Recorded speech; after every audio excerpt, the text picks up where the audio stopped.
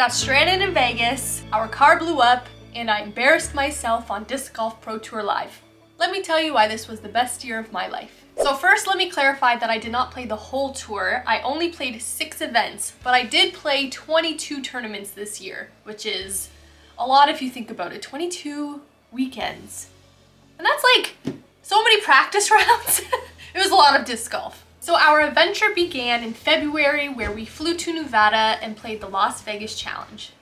Besides playing in throw pink, this was my first Pro Tour experience, so I was extremely nervous, but I was very excited. We got there nice and early so I could practice all 3 courses. Unfortunately, I did not play that well besides my one good round, which was round 2 on Innova course.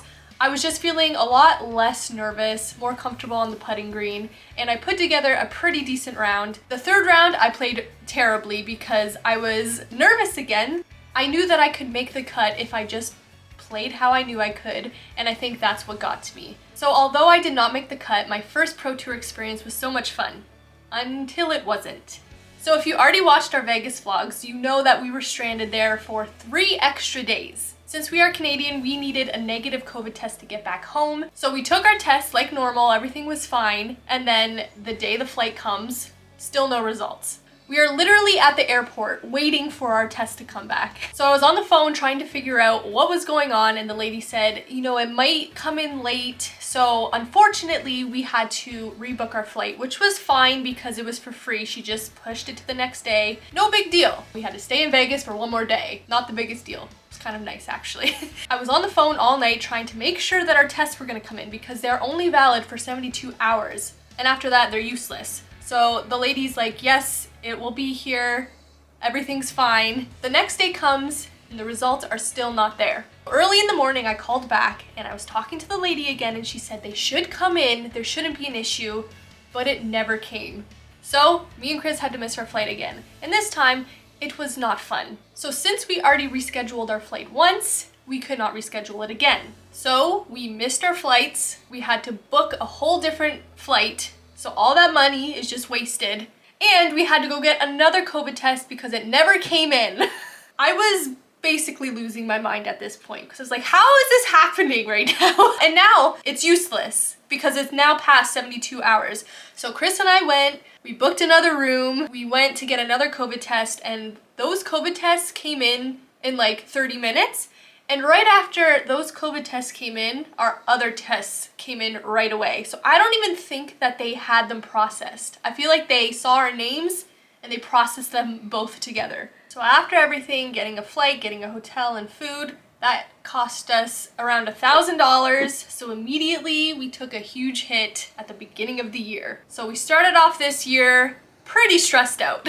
So once we got home from that terrible trip, something really great happened. Prodigy Disc messaged me and we worked out a deal, and I signed a 2-year contract with my first sponsor. This was perfect timing because with Prodigy's help, we were able to get back out there and play more events. I always thought about who I'd be sponsored by and just thought about basically all the brands. I never really pictured Prodigy because I never even threw any of their discs. They've been nothing but helpful. They understood what we're trying to achieve, and they made it so much easier for us to get to those next events. Taking a sponsorship at the beginning of the year was kind of scary because I didn't have much time to practice with my new discs. Luckily, they got me the discs pretty quick, and I loved them right away. I just felt so comfortable with them. At the beginning of the year, I was having a lot of problems with what discs I really trust, and I just felt like once I got my disc from Prodigy, it really helped me narrow down my bag, which made me so much more confident in my disc selection.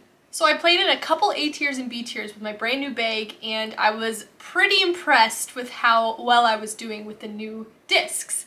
That gave me a lot of practice, but I realized I was still very nervous when I was playing tournaments. So fast forward to the end of June, this is where the big main section of our tour started. So this trip was about a month long, and I felt like it was going to give us a really nice perspective on what tour life was all about. Chris and I hopped in our little Cobalt and we drove all the way to Madison, Wisconsin for the US Women's Disc Golf Championships. It was so amazing being part of the largest women's disc golf tournament in the whole world. There was so many of us, and it was just so exciting to see how big the sport is growing. We also got to meet so many of you, which was just crazy because there was just so many of you guys coming up to us, and it was really nice to stop and get to talk to you, sign some of your discs, and just get to know you a little bit. So I still didn't play the best at US Women's, but I was definitely getting more confident with my bag. I just needed to control my nerves better. So after that, we made our way to Burlington, Kentucky to play Idlewild, and this is where all the fun began. So we got to the course for our first practice round, and it was very intimidating. These holes were no joke. They're long, there's water, lots of OB. I was a little bit scared. So the day before the tournament, I'm finished playing my practice round, and we're making our way back to the hotel, and that is when disaster struck. So we're driving down a 4-lane road, and there is a truck in the turn lane, so Chris is going to go around it, and all of a sudden we hear this huge bang. Chris is trying to accelerate, but all we hear is just the gears turning, and it sounds like there's a bunch of rocks. So Chris puts it in park, and we're in the middle of the street, and it just sounds like there's just a bunch of gravel like in the transmission. Luckily, everybody goes around us, and then there's no one around, so I jump in the driver's seat, and he has to push me into the nearest parking lot. So luckily we were only 8 minutes away from a mechanic, and we walked there and told him what was going on, and he said that it was probably going to be over $4,000 to fix what he thought was the problem. The cobalt's not even worth that. So we decided that we weren't gonna fix it, we were just gonna scrap it, and we had to find another car for the rest of the trip. We were taking a month trip, so we had so much stuff in the cobalt, and we didn't have a rental right away, so we just had all of our bags around the car, and the nice mechanic came and picked us up and brought us back to our hotel room. So we got a rental, and it was getting pretty late in the day. I had to rest up and get ready for the tournament that I had to play in. And guess what? I was on the 3rd lead card being filmed by the Pro Tour. So we get to the tournament. It looks like an absolutely beautiful day, but it's not. By hole 4, it started raining. By hole 5, it was pouring. And then the whole day, it was just torrential rain. We had a lightning delay, but we did get out to go finish the round, which I kind of wish we didn't because it was probably the worst day of my life, and probably Chris's life too. All of my towels were soaked, and we weren't even halfway through the round, and I just couldn't get a grip on anything. I would get my putter dry, and when I putt, it would stick to my hand. I was like 10 feet away from the basket, and it would just fly to the right. So luckily, Ella Hansen was on my cart, and she was shooting the hot round, so all the cameras were around while I was having the worst time of my life. They actually included a great clip of me right here making this little putt and showing the whole world my beautiful scorecard. So that was a really bad day, but we got through it, and the next day I was the very first card to go out, and we had great weather, so I played so much better. I think it was 12 strokes better than my first round, so I felt much better after that round. And unfortunately for the lead card, they were stuck in all the rain afterwards. The last round didn't go as planned, but I think I was still over 900 rated for that tournament, which was very surprising. My last round didn't go that well, but we got through it. It was my 3rd Pro Tour event and my first time being on the Disc Golf Network. So you're probably wondering why I'm considering this year one of the best years of my life so far. This is when it starts to take a turn and things start to get a lot better. Right after Idlewild, we take our rental car and we drive to North Carolina, which is such a beautiful drive because you get to go through the Smoky Mountains, and I didn't know we got to do that. I just saw mountains that were smoky, and I was like, is this the Smoky Mountains? It was. So we drove 9 hours to North Carolina because we were lucky enough to be invited to the Creators Cup. So if you want the full video about the Creators Cup, it is right here. So I'm not gonna go too much into detail, but we just had such an amazing time. So at the Creators Cup, I got my first set of custom stamped discs. This was super exciting, but I was also a little bit nervous because I didn't know how many people actually wanted to buy them. So at Foundation's new store grand opening, we set all the discs out, and I was so surprised how many people actually bought the discs. So many of you showed up and showed support, and it was incredible. This is definitely a trip that Chris and I will never forget. It was so amazing just meeting all the creators that are so passionate about the disc golf community. So after that, we drove 13 hours home back to Canada. We had to pay $100 for a cab to get across the border. But luckily, Chris's brother-in-law was selling his car and we just bought it from him. It was quick and easy. RIP Cobalt. We had a couple days to hang out and chill until we went back on the road to start our second segment of our tour. We played an A tier in Baden, Ontario, and then after that, we made our way to Deglow, which would be my 10th event of the year. Luckily, Deglow is only 45 minutes away from our house because Chris could not come and I was just going by myself with some friends. And unfortunately, we didn't get any footage of this tournament, and I think it was probably my favorite Pro Tour event that I attended. I was really nervous the first round and didn't play that well, but the second round I got my nerves under control and I think I shot a -1, which I was really happy about. Toboggan is such an amazing course. It's nothing that you've ever played. I think that's why I loved this tournament so much. Toboggan really tests all of your skills, and I proved to myself that I can learn quickly and overcome my nerves. So the next event that I attended was CCR, which was in Holt, Michigan. It is not a Disc Golf Pro Tour stop, but it was definitely one that I wanted to play. There was still 22 FPO women, and I was really excited to see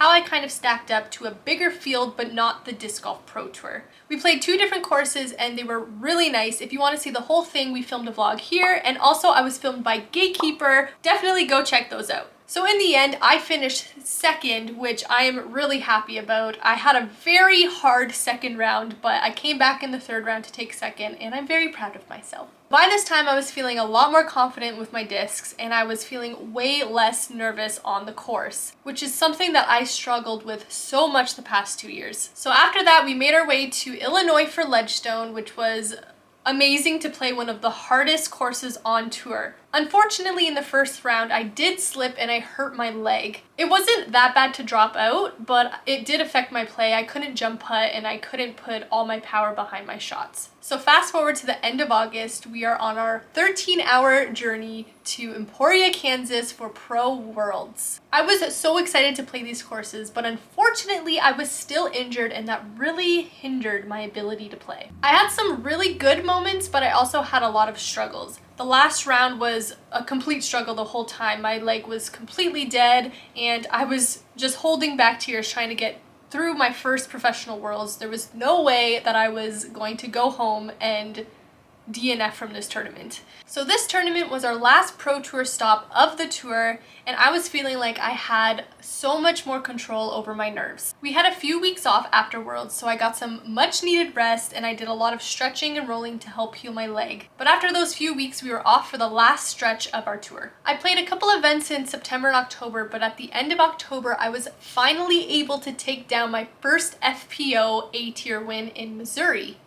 My play was confident and consistent. I managed my mistakes really well and I was able to keep my mental game strong. And this is where I really felt like all of my hard work was finally showing and I was seeing results. I honestly feel like this year was just a giant test. It showed us that even when the world does not want you to do something, if you just keep pushing, you can do anything.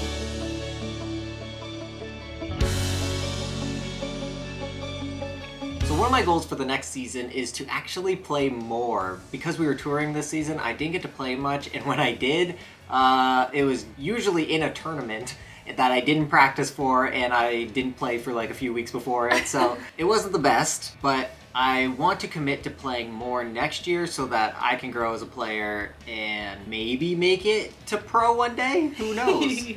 So I didn't play that great at the Pro Tour events. There was a couple where I was like, okay, if I play this last round good, I could potentially make it to cash. My main goal is to make it to cash in a Pro Tour event. I know I can. These past couple tournaments that I just played, I've been averaging around 930, 940. So that is around the area where you are cashing. So I know I can do it. So right now, I feel like my mental state is in a good place. And if this stays, I feel like I could cash.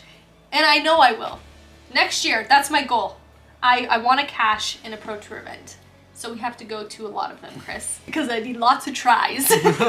So those were our goals for disc golf. Now, for our YouTube channel, last year we had the goal of hitting 10,000 subscribers, and we did it! We did. I think we're at like 10,070 now, so we kind of passed it. Which is just incredible. I cannot believe that. I never thought this YouTube channel would hit 1,000 subscribers, let alone 10. Another crazy goal that we hit this year was we increased our female viewer base from 0.2% to 4.5%. So welcome ladies, welcome to the channel. So with the success of Chantel's first shipment of discs, we decided to invest into a website, and it's live. We got it done, which is really cool. We were hoping to get it done a little bit before Christmas, but we got it right around Christmas time. And so if you guys want to check that out, the link's in the description. Let us know what you think about it. MissFrisbees.com. Overall, this year has just been incredible. I cannot believe the support, the people we got to meet, the pros I got to watch Chantel play with. It was just incredible to see them play in real life. So this is the last video of 2022. I'm so excited for next year. I hope it's even better than this one. Nothing else can go wrong. No, nothing at all. Thank you all so much for watching, and we will see you next year. Bye! Bye.